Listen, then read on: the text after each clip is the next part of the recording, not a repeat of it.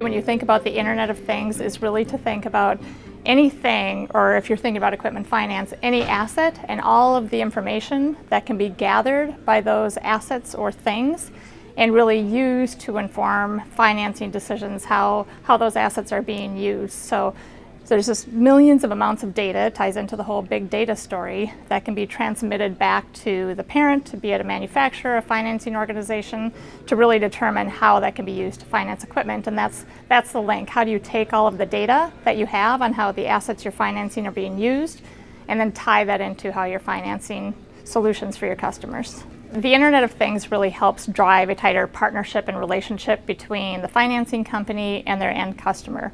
So a conversation is going to take place up front in terms of how the financing can tie to the use of an asset. So you have that discussion taking place.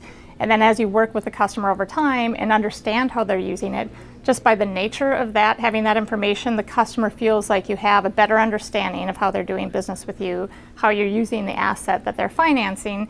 And when you talk to them about cross-sell and upsell, you're coming in with information. So you're saying, I know this is information on how you're using the asset. I can show you from a TCO perspective that you're better off upgrading, or perhaps maybe they're not, and maybe it's a year out. So it gives you the ability to have a tighter relationship and better understanding of the customer.